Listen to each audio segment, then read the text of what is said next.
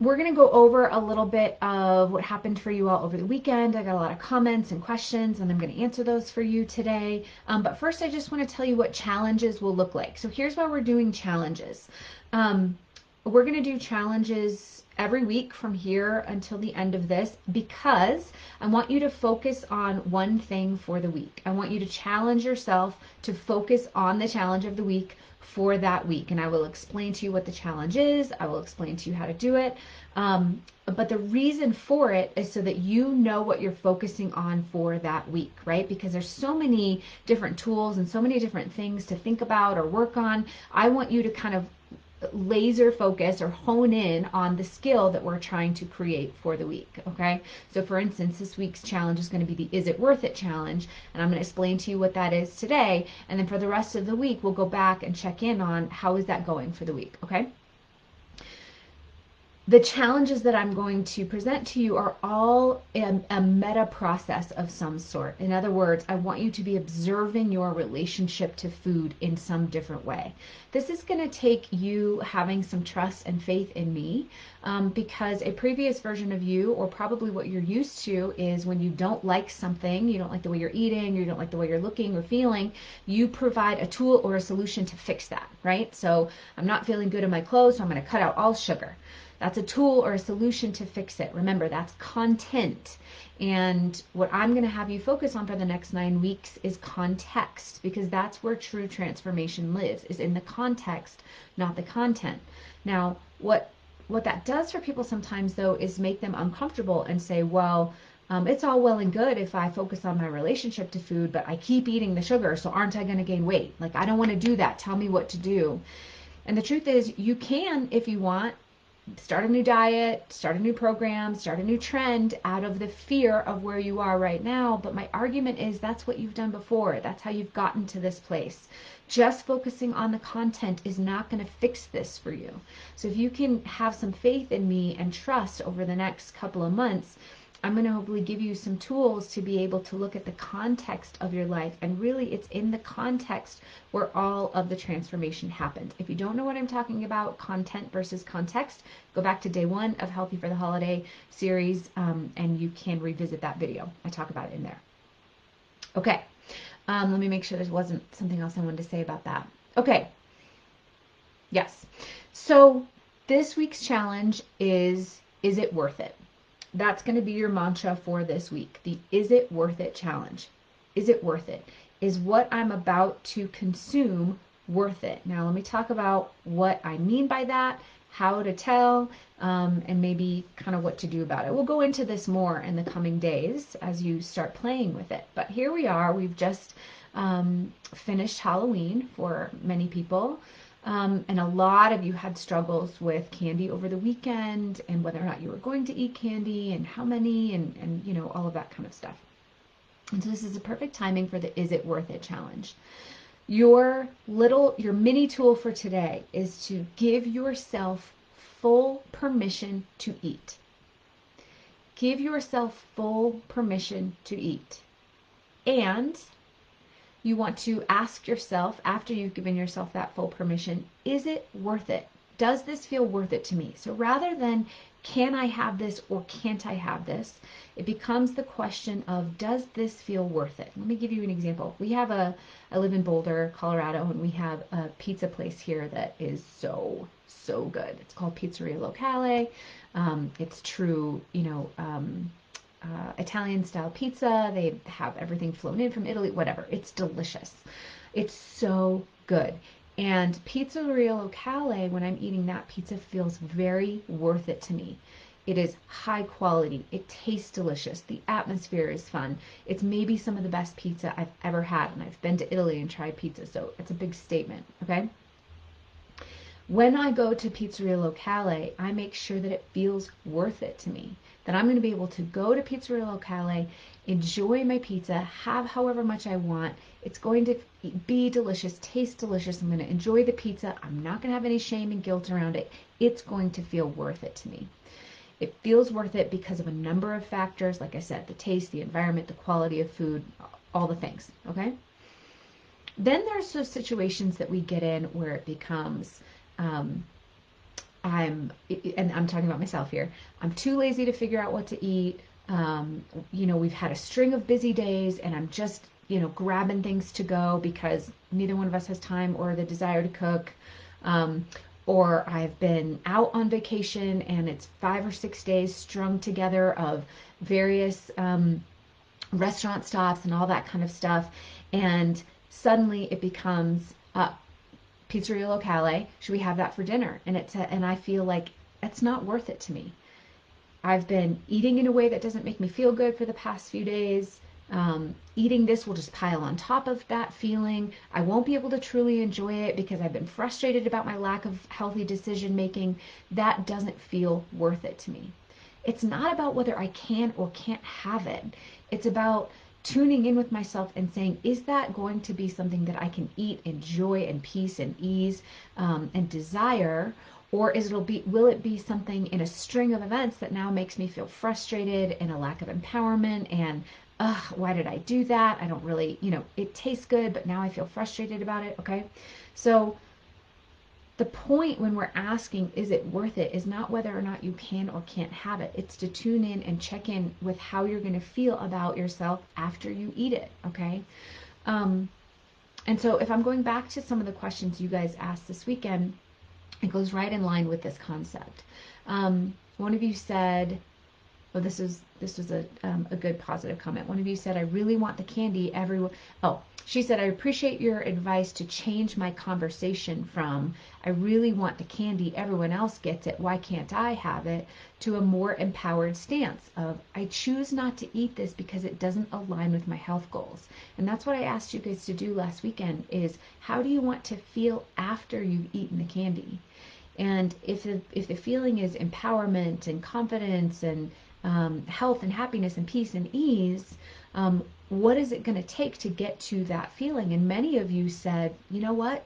No candy is the way I get to that feeling. And some of you said one candy is the way I get to that feeling. She said, I changed my view on this from I can't have it. Why does everyone else get to I choose not to because that makes me feel more empowered. Okay? It's the whole feeling that we're looking for. That's the point here, is that you're looking for a feeling and we want to make our actions align with the behaviors that will get us to that feeling. Okay? Another one of you said, I have been following your get curious advice. I find Halloween candy too sweet, but I love cinnamon coffee cake. I have some here that we had for breakfast a day ago. I know if this is the key. I know if I take a piece, I will end up eating many pieces, little bit at a time. Every time I think about having a little bit, I jump ahead to what I realize will happen after I eat that little piece, and I've actually chosen not to set myself up for that feeling. Thank you. I'm looking forward to next week. So as you can hear, it's not her saying, I'm not allowed to have any coffee cake. I can't have any coffee cake. It becomes, you know what? When I start in on that coffee cake, my tendency is to continue to eat more and more and more, little bit by little bit. And I don't like that feeling. So I'm going to choose not to have some for the sake of not enduring those emotions and that feeling and that guilt and that shame later. I'm going to put a pin in this and come back to this for a second because these are all examples of people who are choosing not to have the stuff. But in this week's challenge, you may choose to have it. It might feel worth it, like my pizzeria locale example. It may feel worth it to you to go have some pizza, and I'm going to tell you what to do with that in a second. Another one of you said, actually, I'm going to save that one for a little bit later. One of you said, I made a choice today to start avoiding the candy and sweets. I'm one of those people who can't have just one. I go right to thinking I've messed up and there goes the day. There's a couple of layers to this, and I don't want to jump ahead. There's a lot we're going to be doing together over the next couple months together. But at this moment, she is someone who has a difficult time having just one. I want to make the point that it doesn't have to be like this always. It might be that right now it's more supportive for you to not have any candy at all rather than to try and manage your candy intake. That doesn't mean that that's going to be the way it always is. You absolutely have the ability to shift your relationship enough so that what's happening for you right now changes over time as you stay mindful and connected to this new person that you are becoming, okay? So don't make the assumption that just because you're deciding to avoid the candy for now because it doesn't feel easy to manage it, it doesn't mean that's always going to be the way it is. The other thing that she said was that she goes right, once she has the candy, she goes right to think black and white thinking, right? So from my book, that black and white thinking, cognitive distortions, when she has a piece of candy, she goes right to, I've messed up the whole day. And that goes into a downward spiral of emotion and vibration that leads to more decisions that are in line with how she's feeling. So if she's feeling like I've messed up, I'm feeling like I've blown it, why do I always do this? Why can't I get this any better? That makes you much more likely to continue down a path of making decisions in line with those emotions. And so what is just as important after we eat the candy is to not get into this spiral of negative emotions of having just done that behavior. We're going to talk about that later on this week. Another one of your questions said, you brought up a key point, the next choice after I have that first candy. That pivotal point seems to be amazingly rapid. It's like slowly driving up a hill, monitoring my intention of not eating candy, and then slamming the gas on the downhill once I eat the first piece. How do I manage to slow that point, choice, down in order to take a healthier path instead of imploding with guilt, failure, and all the negative self-talk? I'm going to put a pin in that. We're going to talk about that a little bit later this week of what to do after you've had that choice. But here's a hint.